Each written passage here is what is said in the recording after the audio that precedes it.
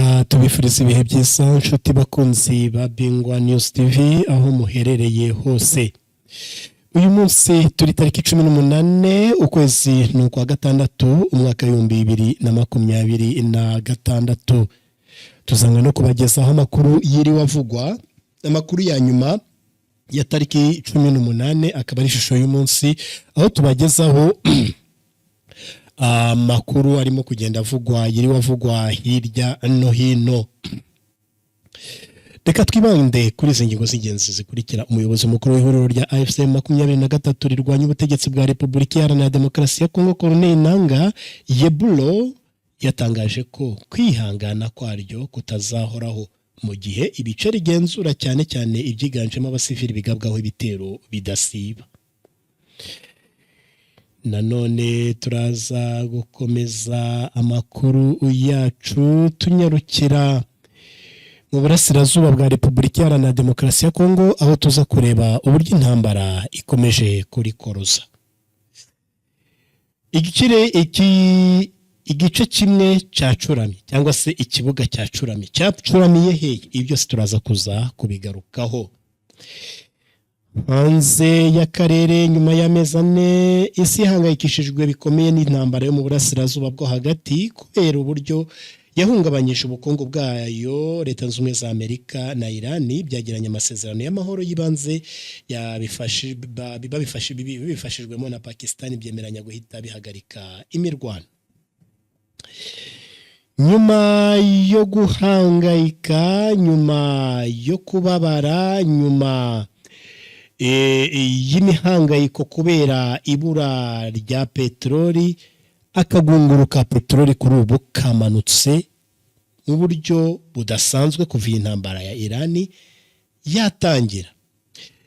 Perusi yahoze ari umuyobozi w'inteko ishinga amategeko ya Leta Zunze Ubumwe za Amerika yashinje Trump guhombya Amerika ku bibazo Obama yakemuje inzira y'amahoro.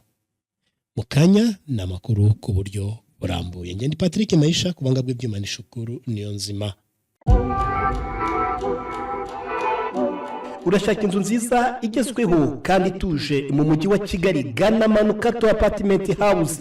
Manukato Apartment House twabazaniye apartment zigezweho, ifite salon nziza, igikoni kiri modani, ibitanda byo nagahebuzo. Buri nzu ifite ibyumba bibiri, ubwogero bubiri, igikoni na salon nziza. Ibyumba byose bifite ubwiherero, zubatse ku rwego rwo hejuru, zifite umutekano n'isuku idasanzwe. Izi apartment ziherereye ahantu heza mu mujyi wa Kigali, hafi y'imihanda minini, amashuri, amaduka n'ahandi h'ingenzi. Parikingi ihagije n'umutekano usesuye kuko dufite kamera z'umutekano mu nguni zose.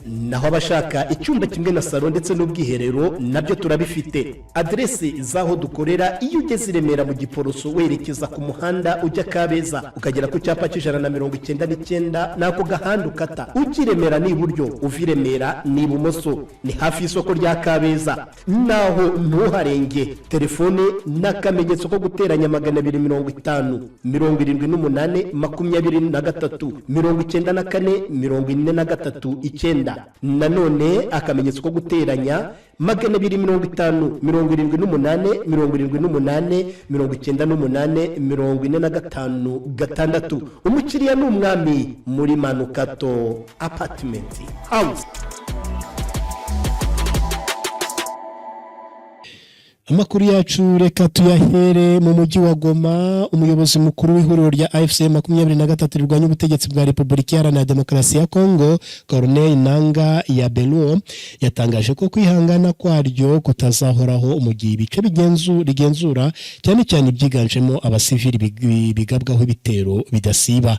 Nangaa yatangiye ubu butumwa mu kiganiro n'abanyamakuru cyabereye i Goma kuri ya 18 Kamena 2026 nyuma yaho Felix Tshisekedi wa RDC atangarije muri Leta Zunze Ubumwe za Amerika ko vuba ingabo za leta zisubiza umujyi wa Bukavu n'umujyi wa Goma. Perezida Tshisekedi yatanze ubu butumwa nyuma yo kureba umukino w'igikombe cy'isi ikipe ya RDC yanganyijemo n'iya Portugal igitego 1-1 wabereye mu mujyi wa Austin muri leta ya Texas mu gihugu cya Leta Zunze Ubumwe za Amerika ku wa 17 Kamena.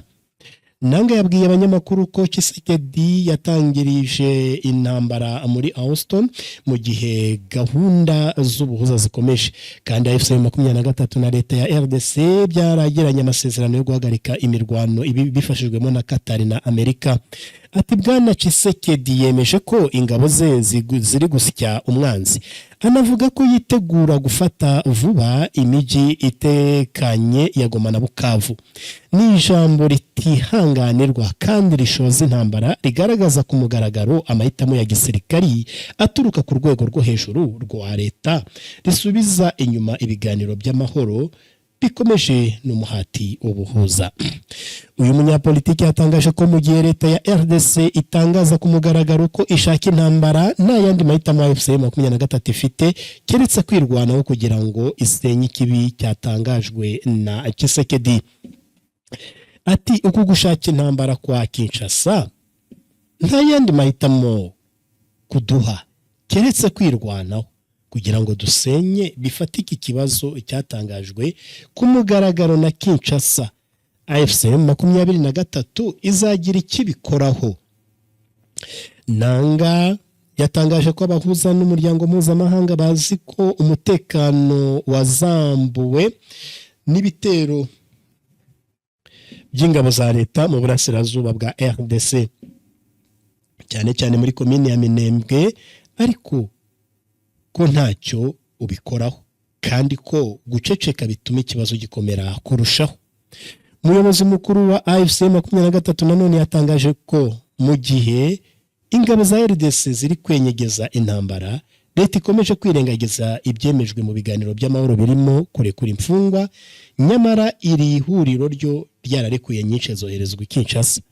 Yasobanuye ko AFC 23 yagaragaje ko uretse kurekura imfungwa yanakuye abarwanyi mu bice byinshi guhera mu mijyi ya Walikale kugeza mu bice bitandukanye byo muri teritwari ya Uvira, bishimangira ko ishaka amahoro. Nanga yagaragaje ko AFC 23 yihanganye kenshi yubahiriza imyanzuro myinshi yafatiwe mu biganiro by'amahoro, mu gihe leta ya RDC iyirengaho nkana. Yamenyesheje abanyamakuru ko uko kwihangana kutazahoraho.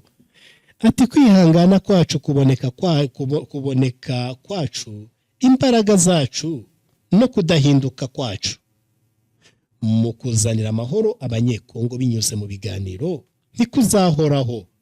Iki ni igihe cyo kumva ko mu gihe cy'ibibazo byinshi biterwa na leta itemewe ya Kinshasa, AFC 23 yafashe inshingano yo gutabara igihugu. Corneille Nangaa yatangaje ko buruko iminsi hita AFC 23 yumva ko kubohora RDC binyuze mu nzira zemewe n'itegeko nshinga ari ngombwa, kandi ko bitazaba gutegereza abanyamahanga kugira ngo bayifashe kugera ku ntego yo kubohora abanyekongo. Nuko rero uyu muyobozi yabivuze. Hanga tukaba twari mu mujyi wa Goma, ariko reka tunyarukire i Kigali, aho bijyanye n'uburemere bw'ibyaha akurikiranyweho Ingabire Victoire ashobora guhanishwa igihano cy'igifungo cya burundu mu gihe byaba bimuhamye. Ni icyaha cyo gushyiraho umutwe w'abagizi ba nabi cyangwa kuwujyamo. Bigaragazwa ko Ingabire Victoire Umuhoza yagize uruhare mu itegurwa ry'amahugurwa yahawe abari abarwanashyaka be ba Darfa umurinzi itemewe gukorera mu Rwanda. Hanagaragazwa kandi ko ibitero byagabwe na Rudurunana na P5 bigahitana abantu kandi bigizwemo uruhare na Ingabire, kuko yavugaga ko ayobora FDU inkingi kandi yari yamaze kwihuza na P5. Mu iburanisha ku ifunga n'ifungurwa ry'agateganyo, Ingabire Victoire we yavuze ko yitandukanye na FDU inkingi kuko yabonaga ari iri gukora ibikorwa bibi. Itegeko riteganya ko uhamijwe n'urukiko icyaha cyo kurema umutwe w'abagizi ba nabi cyangwa kujyamo ahanishwa igifungo kitari munsi y'imyaka 7 ariko kitarenze imyaka 10. guteza imvururu cyangwa imidugararo muri rubanda giteganywa n'ingingo ya 204 itegeko riteganya ibyaha n'ibihano muri rusange. Iteganya ko ugihamijwe ahanishwa igihano kitari munsi y'imyaka 10 ariko kitarenze imyaka 15. Ku cyaha cyo guteza imvururu ngo hari amajwi yumvikanye Ingabire Victoire na Ntamuhanga Cassier bari gutegura imyigaragambyo bavuga ko bayikorera kuri rompwe y'umujyi wa Kigali ahazwi nko kwa Rubangura. Kucyo kugirira nabi ubutegetsi buriho ubushinjacyaha buvuga ko ishyaka rya Victoire Ingabire Umuhoza FDU inkingi ryifatanyije n'imitwe irwanya leta irimo Rudurunana P5 na RNC hagamijwe kugirira nabi ubutegetsi buriho. Imigambi ikimara kumenyekana nibwo Ingabire Victoire yahise ashinga ishyaka rya Darfa Umurinzi. Uhamijwe n'urukiko icyaha cyo kugira nabi ubutegetsi buriho ahanishwa igihano cy'igifungo cya burundu. Icyaha cyo gukwiza amakuru atariyo cyangwa icengezamatwara rigamije kwangisha leta y'u Rwanda mu bihugu by'amahanga bivugwa ko yagikoze ubwo u Rwanda rwiteguraga kwakira inama ya Cogamo. Ingabire n'abambari be ngo bateguye uburyo bazakora imyigaragambyo mu gushaka kugaragaza ko u Rwanda nta mutekano uhari mu gihe cy'icyorezo cya COVID-19 kandi Ingabire nabwo ngo yateguye uko yahamagazwa abaturage benshi bizejwe inkunga y'ibiribwa ariko agahitamo kubakoresha bigaragambye. Ukekwaho icyaha iyo abihamijwe n'urukiko mu gihe cy'intambara ahanishwa igihano cy'igifungo cya burundu ariko mu gihe cy'amahoro igihano kikaba kuva ku myaka 7 kugeza ku myaka 9. Aha ngaho nguko rero nuko nguko ibintu bihagaze. Reka tunyarukire mu burasirazuba bwa Repubulika Iharanira Demokarasi ya Kongo aho tugiye kurebera hamwe uburyo imirwano muri iki gihugu byitwaye. Ni imirwano ikomeje guca ibintu muri kariya agace ka Minembwe. Tese ubu ngubu bihagaze gute? Ubu ngubu rero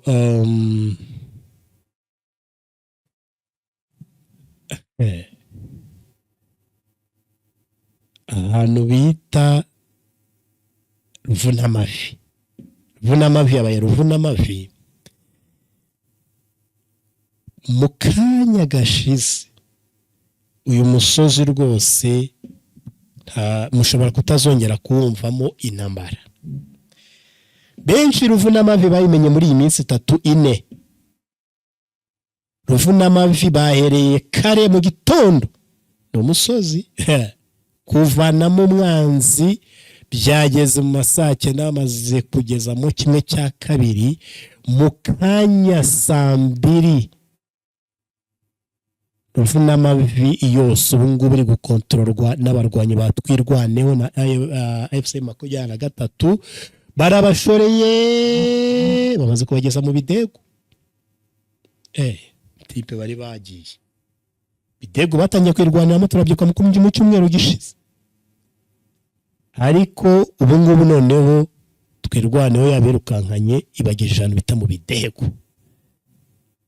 Ruvunamavi yose ubu ngubu noneho bajyaga bavamo bagasubiramo bakavamo bagasubiramo, ariko muri uyu mugoroba noneho barabaherekeje barabashoreye babageza ahantu bita mu Bidego. Kuri ubu niho babagesheje, ariko bakaba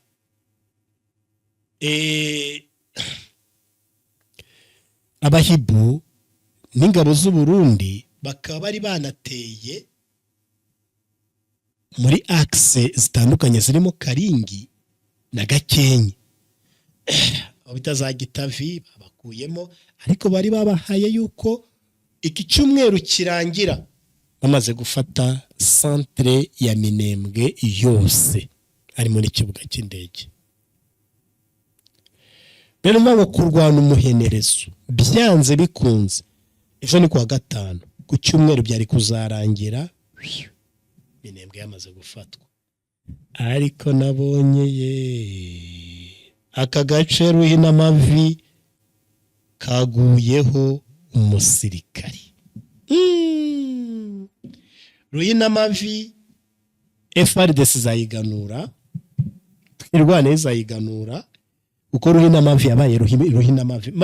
Ari video iri kugaragaza abakomeretse harimo mu majoro wa FRDC, ubu noneho babambitse imyenda yenda kumera iriya y'abaserpa, niba ari serpa noire niba ari serpa wati, yenda kumera nk'iy'abarundi. Nubwo nta tandukaniro rinini ririmo imyenda y'igisirikare cy'u Burundi bambaye n'imyenda FRDC yambaye bari kurwana hariya mu Minembwe birasa, ku buryo kugira ngo umenye mu FRDC n'umusirikare w'u Burundi bari gutandukanira ku ringara.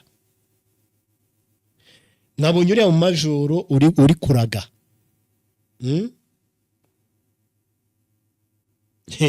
harimo mu majoro uri kuraga. Se video yera baretse nyizane tuyishizeho baduhana iyi ngiyi tuyishizeho baduhana baduca kubeshya majoro majoro Hapana komi mwalimu na ngayo okufa te. Oza probleme na mutu te okufa te. Ngayo na komi. Sito komi chef na ngayo. Mwalimu na ngayo na komi okufa te. Yunge na navijana kutoka njuko. Même comme ça c'est bien. Mon major. Oh yeah.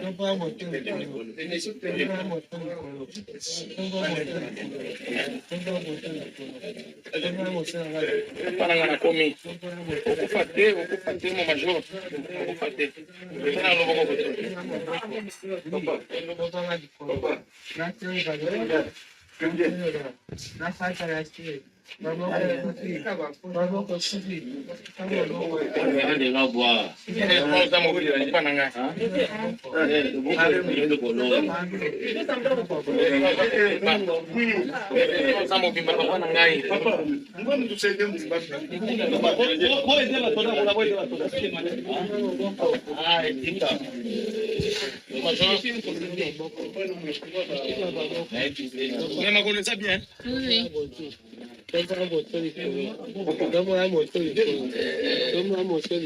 soda wazana bahari maulubi yake wapi?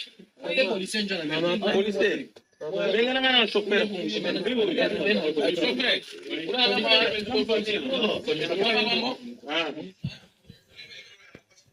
Aha, aba rero n'abasirikari bakomerekeye ku rugamba bari kujya kuvurwa.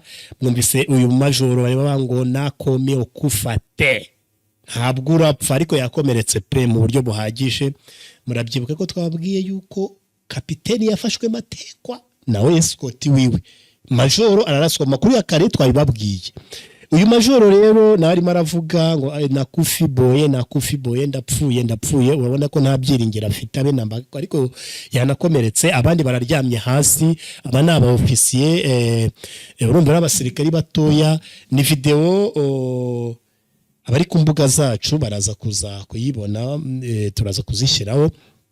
Ariko urabona ko ibintu ntago byari byoroshye hariya Ruhinamavi za Karingi za Gakenke. Ibintu ntago byoroshye habe namba,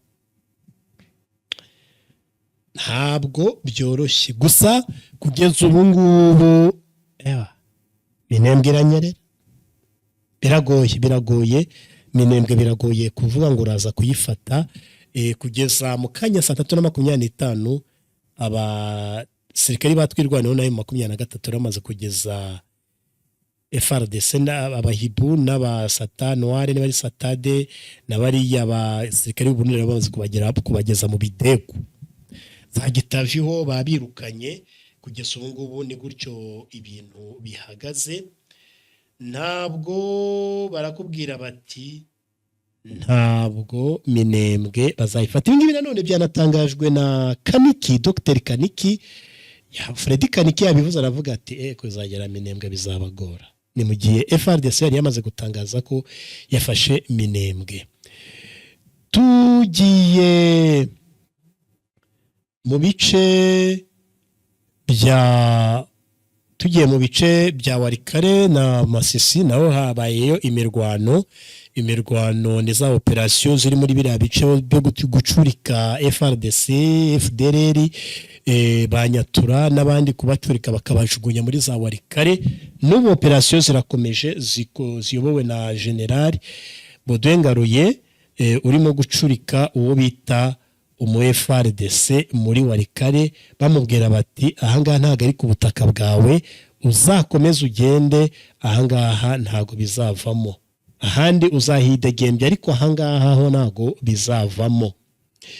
Ngayo amakuru y'imirwano yiriwe. Reka tunyarukire mu burengerazuba bw'isi cyangwa se mu burasirazuba bwo hagati, aho nyuma y'amezi 4 isi ihangayikishijwe bikomeye n'intambara yo mu burasirazuba bwo hagati kubera uburyo yahungabanyije ubukungu bwayo. Leta zunze ubumwe za Amerika na Iran byagiranye amasezerano y'amahoro yibanze ibifashijwemo na Pakistan, byemeranya guhita bihagarika imirwano. Perezida Donald Trump yashize umukono kuri aya masezerano mu ijoro ryo kuri uyu wa 17 Kamena 2026 ubwo yari mu Bufaransa ahabereye inama y'ihuriro ry'ibihugu birindwi bikize bya G7, ndetse bivugwa ko na perezida wa Iran Masoud Pezeshkian nawe yamaze kuyasinya, bivuze ko yatangiye kubahirizwa.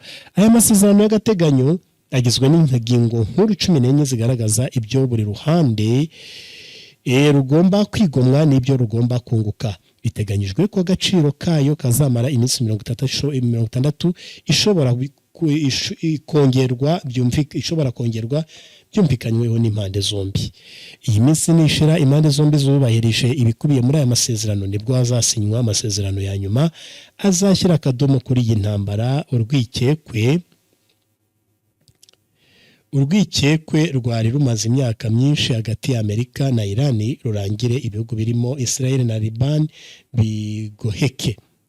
Guhagarika ibitero, gufungura umuhora wa Hormuz, gusana ibyangiritse muri Iran, guhagarika umushinga wo gukora intwaro kirimbuzi no gukuraho ibihano by'ubukungu ni ingingo tugiye gusobanura birambuye nk'uko bizagaragara mu nyandiko yashyizweho umukono. Guhagarika ibitero ahantu hose. Igika cya mbere cy'amasezerano y'agateganyo kivuga ko Amerika na Iran ndetse n'abafatanyabikorwa b'impande zombi bigomba gutangaza ko ibihagaritse ibitero ahantu hose aka kanya, kandi ko mu buryo burambye. Ibi bivuze ko nta ngabo zemerewe kongera kurasa i Tehran no mu yindi miji irimo Isfahan ibamo ibikorwa remezo bitunganyirizwamo ingufu za nucleaire, ariko ko Iran itemerewe kongera kurasa ku birindiro by'ingabo za Amerika biri mu bihugu byo mu burasirazuba bwo hagati nka Kuwait na Bahrain. Amasezerano asobanura ko guhera aka kanya nta ruhande rugomba gutangiza ibitero cyangwa gukangisha guhungabanya umutekano w'urundi, kandi ko ubusugire n'ubwigenge bwa Liban bugomba kubahirizwa. Nubwo Israel itasinye, bigaragara ko ayo masezerano ayireba kuko niyo imaze igihe igaba ibitero muri Liban, ihanganye n'umutwe witwaje intwaro wa Hezbollah ukorerayo. Isobanura ko ufashwa na leta ya Iran. Ku 17 Kamena umuvugizi wa Minisiteri y'Ububanyi n'Amahanga wa Iran yatangaje ko Israel niyongera kurasa kuri Liban bizafatwa nko kurenga ku masezerano y'agateganyo igihugu cyabo cyagiranye na Amerika, kandi ko hazafatwa ingamba zikwiye. Israel nta kiravuga kuri iyi ngingo, ariko na mbere y'uko amasezerano asinywa, Perezida Trump yari yagaragaje impungenge z'uko Israel ishobora kuzasubiza inyuma intambwe yatewe mu gihe yaba ihanganye na Hezbollah. Turacyakomeje n'amakuru yacu tukiri kuri iyi ngingo y'imirwano yo guhagarika y'amasezerano ya Amerika na Iran. Nancy Pelosi wabaye perezida w'inteko ishinga amategeko ya Amerika yanenze ubutegetsi bwa Trump bwishoye mu ntambara igamije kubuza Iran gukora intwaro za nucleaire, nyamara ku butegetsi bwa Barack Obama byaragezweho binyuze mu masezerano y'amahoro. Mu 2015 ku butegetsi bwa Barack Obama, Amerika yagiranye amasezerano na Iran iri mu byerekeye gusenya bimwe mu bigize porogaramu ya nucleaire yayo no kwemera igenzura mpuzamahanga rihoraho, mu gihe Amerika yo yagombaga gukuriraho Iran ibihano by'ubukungu yayifatiye. Gusa aya masezerano ntiyatinze kuko Donald Trump wamusimbuye akijya ku butegetsi yahise akuraho gahunda nyinshi za Obama, harimo n'aya masezerano yagiranye na Iran. Nancy Pelosi wabaye perezida w'umutwe w'abadepite muri Amerika kuva mu 2019-2023 yavuze ko perezida Obama yashoboye kugera ku masezerano yatumye Iran idatunga imbunda za intwaro za nucleaire. Ati kuba uyu mukuru w'igihugu Trump yarasenye, ndagaruka ku byo abarepublike bavuze no gutsindwa, niba tugomba gutanga miliyari 300 yo gusana ibyangirijwe n'intambara, kongera gukuraho ibihano ku bucuruzi bwa peteroli, kureka gufatira amafaranga yabo muri za banki yagombaga gufatirwa, ni impano ziteye isoni nyamara zidakemura impungenge abantu bagaragaje ku masezerano ya Iran. Ku bwa Obama bavuga ko atakemuye ikibazo cya misile balistike cyane kandi naya ntagikemura. Biteganyijwe ko Amerika na Iran bizashyira umukono ku masezerano kwa 19 Kamena, ariko ibingibi byo byabaye. Tugikomeje rero n'amakuru yacu, ibiciro bikomoka kuri peteroli byagabanutseho 2% kwa 18 Kamena, bigera ku giciro cyo hasi bwa mbere ugereranyije n'ibyari biriho kuva ku munsi wa mbere w'intambara Amerika na Iran. Iri gabanyuka ryatewe n'amasezerano y'ibanze hagati ya Leta Zunze Ubumwe za Amerika na Iran agamije guhagarika intambara, kongera gufungura inzira ya Hormuz no koroshya ibihano byafatiwe Iran. Aya masezerano biteganyijwe ko azashyirwa umukono ku wa 19 Kamena, byatumye abashoramari babona peteroli ishobora kongera kuboneka ku bwinshi ku isoko mpuzamahanga. Akagunguru k'ibikomoka kuri peteroli bidatunganyije kagabanyutseho $1.59, ni ukuvuga 2% bigera ku madolari 77.36 by'idolari. Iki giciro kigezweho bwa mbere kuva tariki 2 Werurwe 2026. Uyu ni umunsi wa mbere wakozweho ubucuruzi nyuma y'ibitero bikomeye bya mbere Amerika na Israel bagabye kuri Iran. Inyandiko y'amasezerano y'ibanze yagizwe n'ingingo 14 iteganya iminsi 60 y'agahenge no gukomeza kuganira ku masezerano arambuye akubiye kutazongera kugabanaho ibitero. Ngayo nguko rero nuko nguko ibintu bihagaze hano muri ibi bice bya Burasirazuba bwo hagati.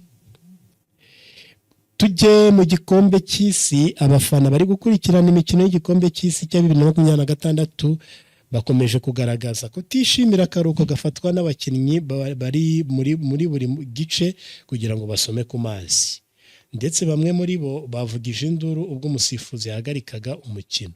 Byagaragaye cyane ku mikino yo mu itsinda rya L yabaye mu rukerera rwo kuri uyu wa kane, ubwo Ubwongereza bwakinaga na Croatia kuri Dallas Stadium, ndetse no ku mukino wa Ghana na Panama wabereye muri Toronto. Ishyirahamwe ry'umupira w'amaguru ku isi FIFA ritegeka ko muri buri gice cy'umukino w'igikombe cy'isi hafatwa iminota 3 yo gufasha abakinnyi gusoma ku mazi kugira ngo bahangane n'ubushyuhe buri muri Amerika y'Amajyaruguru muri iyi mpeshyi. Abanenga iki cyemezo bavuga ko bisubiza umukino inyuma, abandi bakavuga ko bigabanya umukino mu bice 4 bigafasha aberekana imikino kubona umwanya wo kwamamarizamo.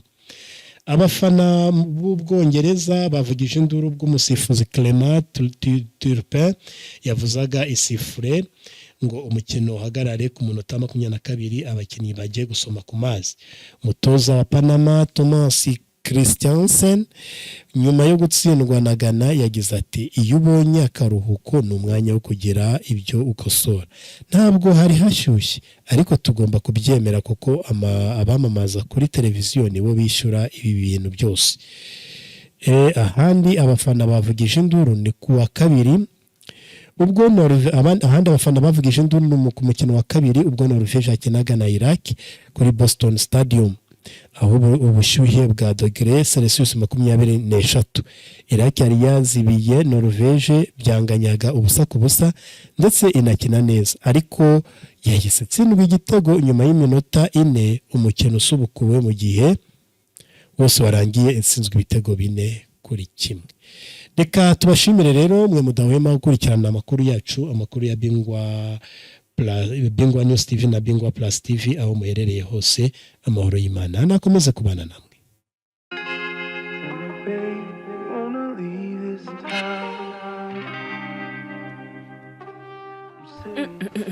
Ubu koko sherara nkirara reba ikimodoka yankodeshereje ubu nta n'isoni afite koko ako se sheri umeze ute sawa ubu urukumva umeze sawa koko reba ikimodoka wankodeshereje urabona kidakuze koko nawe ntabona ubona ko ari imodoka y'igikoko ego koko ubu uyoboye koko company bita Select Transport Service urayobewe ntago nyiza iyo niyo company igezweho ubu ngubu iremera irakodesha amamodoka meza agezweho ndana kwanze ngiye buriya ntabwo ngendana n'abatagendana bitagezweho nibyo koko waba uri mu mahanga uri mu Rwanda se nta handi wakura imodoka ikodeshwa uretse muri Select Transport Service.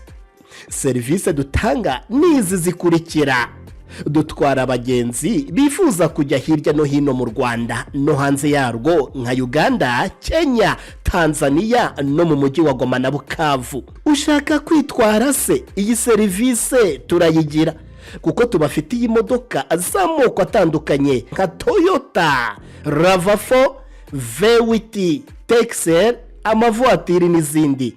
Dufite kandi n'imodoka zo mu bwoko bwa Benz.